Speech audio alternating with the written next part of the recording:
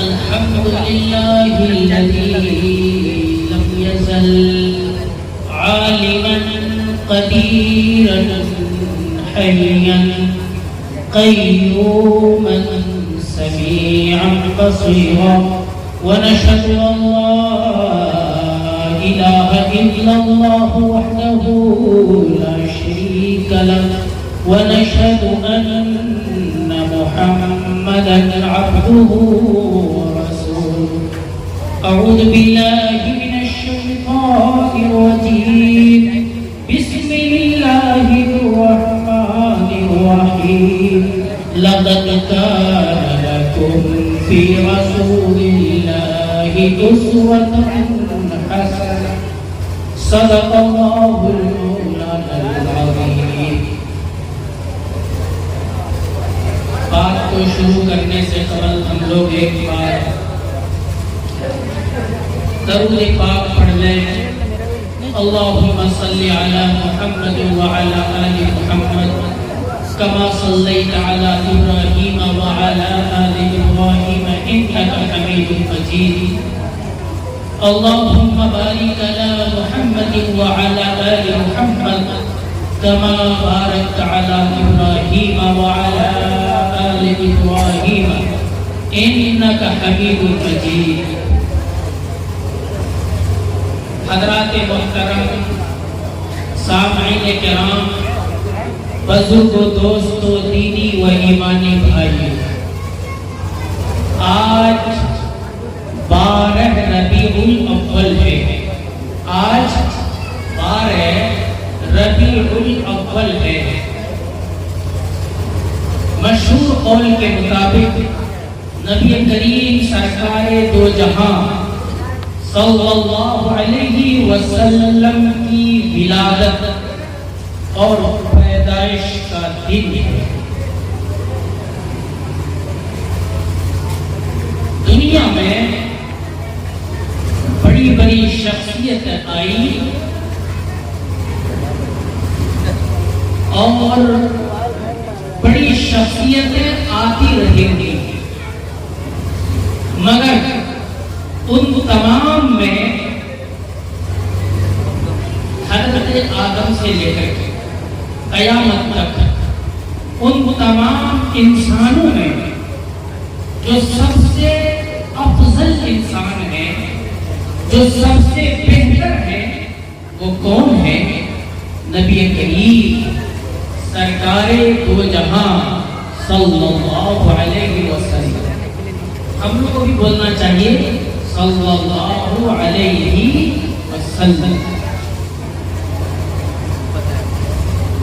نبی کریم سرکار دو جہاں صلی اللہ علیہ وسلم کی خصوصیت یہ ہے کہ آپ کے بارے میں خالق کائنات نے، ہم سب کے مالک پروردگار و پالنہار نے یہ اعلان کیا ہے کہ نبی کی زندگی آپ سب کے لیے نمونہ ہے، آئیڈیل ہے. کوئی شخص ایسا نہیں ہے کہ اس کی زندگی کو آئیڈیل بنایا جا سکے، نمونہ قرار دیا جا سکے، مگر نبی کی زندگی یہ ہے کہ قرآن نے یہ اعلان کیا ہے لَقَدْ كَانَ لَكُمْ فِي رَسُولِ اللَّهِ أُسْوَةٌ حَسَنَةٌ. یعنی نبی کی زندگی میں تمہارے لیے بہترین اسوہ موجود ہے، بہترین آئیڈیل موجود ہے. زندگی کا کوئی ایسا مسئلہ ہو جہاں پر رہنمائی نہ ملے، وہاں نبی کی زندگی کو تلاش کیجئے، آپ کو رہنمائی مل جائے. حضرت انس بن مالک رضی اللہ تعالی عنہ ایک بڑے جلیل القدر صحابی رسول ہیں. آپ صلی اللہ علیہ وسلم کے خادم خاص ہیں.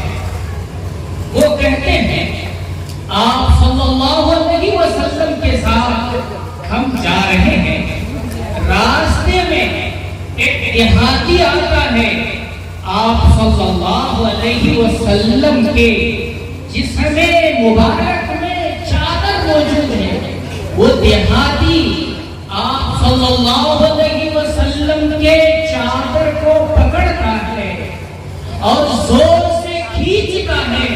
حدیث پاک میں موجود ہے کہ آپ صلی اللہ علیہ وسلم کے گردن مبارک میں نشان پڑ جاتا ہے. آپ صلی اللہ علیہ وسلم کے ساتھ اس دیہاتی کا یہ عمل ہے. حالانکہ وہ دیہاتی مسلمان ہے, کافر و مشرک نہیں ہے, مگر دیہات کا رہنے والا ہے. شعور نہیں ہے, احساس نہیں ہے, یہی نہیں بلکہ وہ دیہاتی آگے کہتا ہے یا محمد, یعنی نبی کے ساتھ بھی نہیں بلکہ نام لے کر کے کہتا ہے یا محمد, اے محمد تمہارے پاس جو مال ہے وہ مال مجھے دو. ایک روایت میں یہ بھی آتا ہے کہ اس دیہاتی نے یہ بھی کہا کہ نہ وہ مال تمہارا ہے اور نہ تیرے باپ کا. اس طرح کا جملہ وہ استعمال کر رہا ہے. نبی کریم سرکار دو جہاں صلی اللہ علیہ وسلم کے شان اقدس میں حضرات صحابہ کرام موجود ہیں. حضرات صحابہ کرام تو چاہتے ہیں کہ نبی اشارہ کرے تو اس کا کام تمام کرے, مگر میرے نبی کا کیا عمل ہے. سیرت النبی کا چونکہ موقع ہے تو نبی کی سیرت کو پڑھنا چاہیے اور اپنی زندگی میں اتارنا چاہیے. میرے نبی تاجدار مدح امام الانبیاء صلی اللہ علیہ وسلم مسکرا دیتے ہیں, تبسم فرماتے ہیں اور صحابہ کرام سے کہتے ہیں ان کو کچھ دے دو, ان کو کچھ دے دو, اور دے کر کے ان کو رخصت کر دو. یہ عمل تھا میرے نبی کا تاجدار مدح صلی اللہ علیہ وسلم کا کہ عام لوگوں کے ساتھ بہت ہی نرمی کا مظاہرہ فرماتے تھے. حدیث پاک میں ہے میرے نبی نے فرمایا ان اللہ رفیق ویحب الرفق, اللہ تبارک و تعالی نرم ہے اور نرمی کو پسند کرتا ہے تمام امور میں. یعنی عام حالت میں اللہ پسند کرتا ہے کہ لوگوں کے ساتھ نرمی کا معاملہ کیا جائے. یہ کس نے کہا؟ کس نے کہا؟ آپ لوگ بھی ذرا بولیے کس نے کہا؟ میرے نبی نے کہا, تاجدار مدح نے.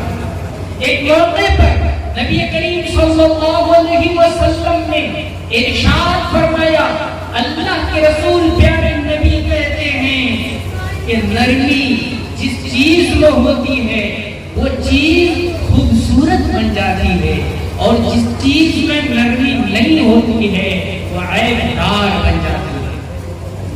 یقیناً آپ صلی اللہ علیہ وسلم اپنے گھر والوں کے ساتھ بعض موقع پر صحابہ کرام کے ساتھ سختی کا معاملہ بھی فرماتے تھے.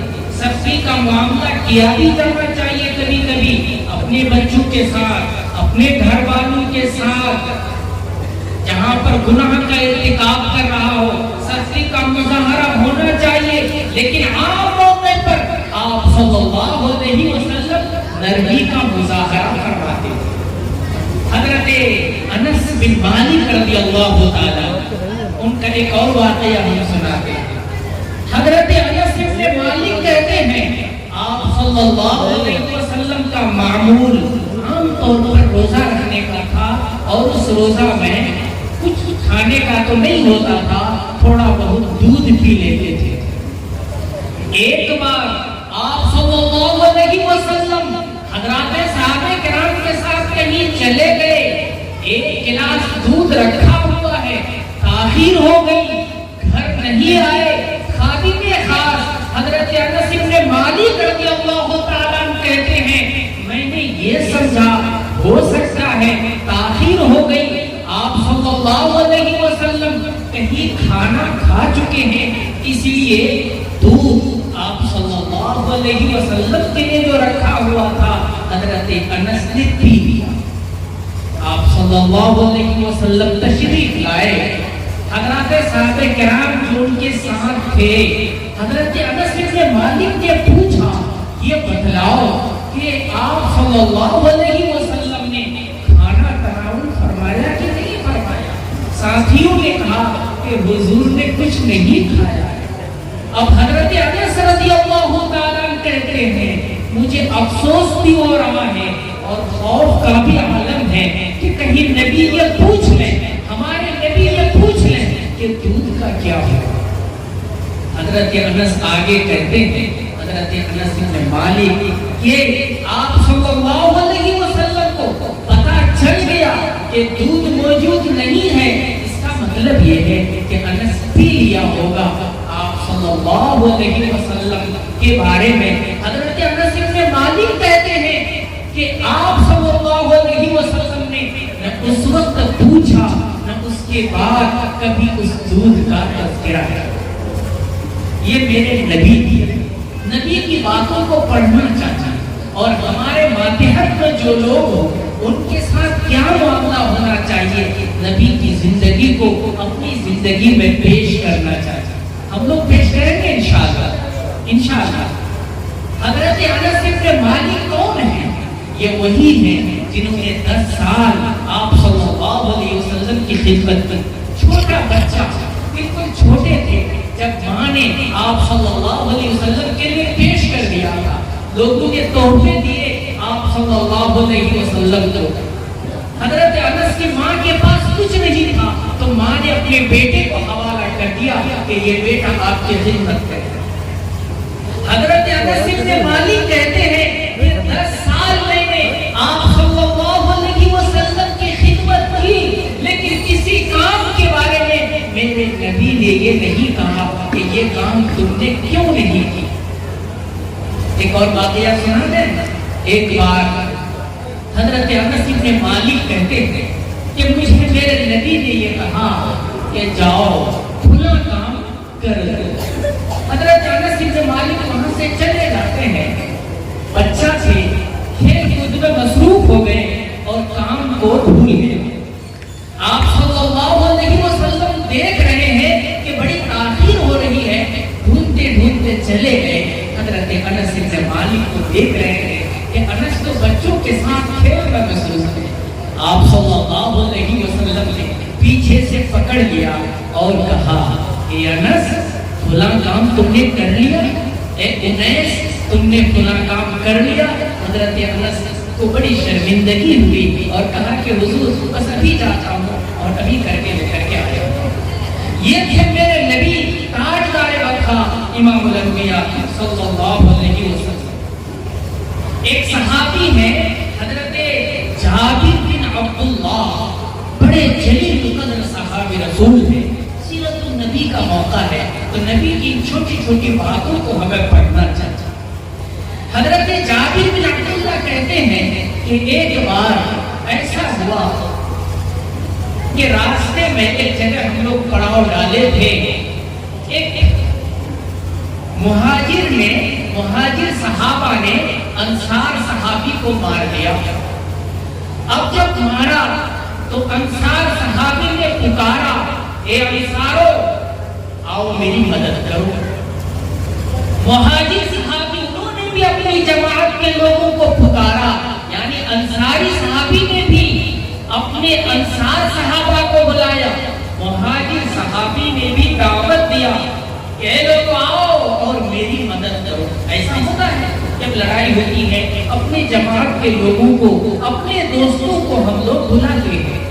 ایک شخص کو پتا چلا، دوڑے دوڑے میرے نبی کے پاس گئے، تاجدار وقا امام الانبیاء صلی اللہ علیہ وسلم کے پاس گئے اور حضور سے کہا کہ حضور معاملہ یہاں تک پہنچا ہے، حدیث پاک میں آتا ہے کہ آپ صلی اللہ علیہ وسلم کو جب خبر ملی آپ دوڑ پڑے۔ حدیث میں یہ بھی لفظ ہے کہ آپ دوڑے تو جو چادر مبارک آپ کے جسم مبارک پر تھا، چادر کو گھسیٹتے ہوئے آپ دوڑے کہ کہیں ایسا نہ ہو کہ لڑائی شروع ہو جائے۔ آپ صلی اللہ علیہ وسلم تشریف لائے تو دیکھا ایک طرف انصار صحابہ ہیں اور ان کی حمایت کے لوگ ہیں، دوسری طرف مہاجر ہیں ان کے حمایتی لوگ ہیں. میرے نبی نے اعلان کیا, اللہ کے رسول پیارے نبی نے کہا کہ اے لوگوں چھوڑ دو اس نعرہ کو پکارنا چھوڑ دو, اس لیے کہ یہ بدبودار نعرہ ہے, یہ بدبودار نعرہ ہے. یعنی عصبیت کی بات مت کرو کسی بھی مسئلے میں, یہ جانے بغیر کہ حق کیا ہے, ناحق پر کون ہے, سچائی پر کون ہے, غلطی پر کون ہے, اپنے دوست کی اپنے بھائی کی مدد کر دینا اور دوسرے کو تھپڑ لگا دینا, اس سے باز آ جاؤ, اس سے رک جاؤ. اس نے کہا, میرے نبی نے کہا صلی اللہ علیہ وسلم. آپ صلی اللہ علیہ وسلم کی صحابت کا کیا عالم تھا. ایک صحابی ہیں, انہوں نے چادر مبارک پیش کیا, بڑا خوبصورت چادر تھا اور آپ صلی اللہ علیہ وسلم کو اس چادر کی ضرورت تھی. آپ صلی اللہ علیہ وسلم اس چادر کو اپنے جسم مبارک میں ڈال کر مجلس میں تشریف لائے. ایک صحابی نے دیکھا تو کہا کہ حضور کتنا خوبصورت چادر ہے, کتنا بہترین ہے, کاش اگر یہ مجھے عنایت فرما دیتے. اب آپ صلی اللہ علیہ وسلم کا حال یہ تھا کہ اگر کسی نے مانگ لیا کبھی لا نہیں کہتے تھے, یعنی انکار نہیں کرتے تھے. آپ صلی اللہ علیہ وسلم کو باوجود کہ چادر کی ضرورت تھی جسم مبارک سے چادر کو نکال دیا. اب لوگ ان کو پوچھ رہے ہیں کہ بھائی تم نے چادر کیوں مانگ لیا. آپ صلی اللہ علیہ وسلم کو ضرورت تھی مگر وہ بھی عاشق رسول تھا.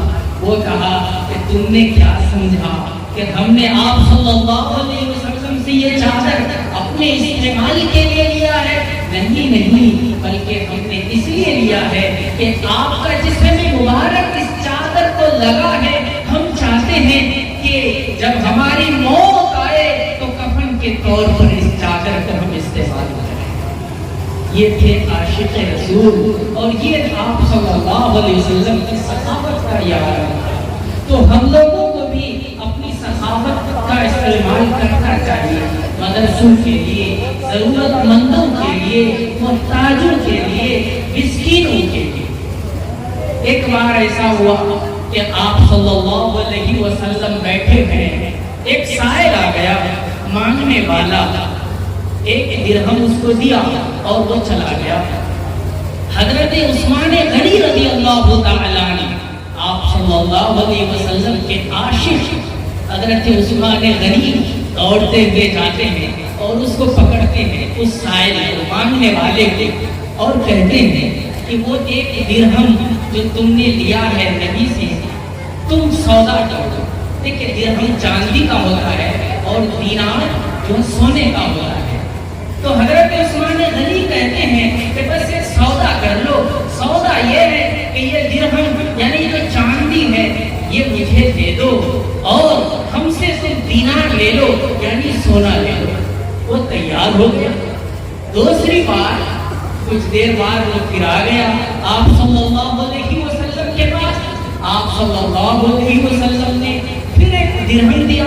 حضرت عثمان غنی پھر گئے, پیچھے سے پکڑا اور کہا کہ ایک سودا کرو, اس درہم کو مجھے دے دو کہ آپ صلی اللہ علیہ وسلم نے دیا ہے اور ہم سے تم دینار یعنی سونا لے لو. پھر تیسری بار وہ شخص ایسے ہی کیا. آپ صلی اللہ علیہ وسلم نے دے تو دیا لیکن آپ نے ایک بات ارشاد فرمائی, انت السائل ام التاجر, کہ تو کوئی سائل ہے یعنی مانگنے والا ہے یا کوئی تو بزنس یا کاروبار کرنے والا ہے. چونکہ وہ کاروبار کر رہا تھا حضرت عثمان غنی سے. میرے بزرگوں یہ موقع نہیں ہے, یہ وقت نہیں ہے. یہ چند باتیں ہم نے اسی لیے بیان کر دی کہ ہمارے دل میں ایک تڑپ ہونی چاہیے کہ ہم آپ صلی اللہ علیہ وسلم کی سیرت کو پڑھیں گے انشاءاللہ. بہت سی کتابیں ہیں, ان کتابوں کو پڑھیے. بڑی اچھی کتابیں ہیں آپ صلی اللہ علیہ وسلم کی زندگی پر, اس کو پڑھیے. آپ کے قریب میں جو علماء کرام ہیں ان سے پوچھ کر کے کہ کون سی کتاب ہمیں پڑھنی چاہیے. موبائل پر بھروسہ مت کیجیے. موبائل پر جو PDF کی شکل میں ہے یا یہ کہ یوٹیوب میں ہے یا مختلف چیزوں میں ہے, یہ جانے بغیر کہ وہ صحیح ہے کہ غلط ہے، اس لیے کہ یوٹیوب میں، گوگل میں اور اسی طرح سے اے آئی کا زمانہ ہے، اس میں آج کل قادیانیوں کی بہت ساری چیزیں بھر دی گئی ہیں، شکیل بن حنیف کی طرف سے بہت ساری چیزیں بھر دی گئی ہیں۔ اب دیکھیں الفضل ایک ویب سائٹ ہے، الاسلام ایک ویب سائٹ ہے، یہ قادیانیوں کا ہے، عام لوگوں کو پتہ نہیں چلے گا، اس لیے صرف اس پر بھروسہ مت کیجیے، بلکہ پرنٹ میں جو کتابیں ہیں سیرت النبی پر ہم لوگ پڑھیں گے انشاءاللہ پڑھیں گے۔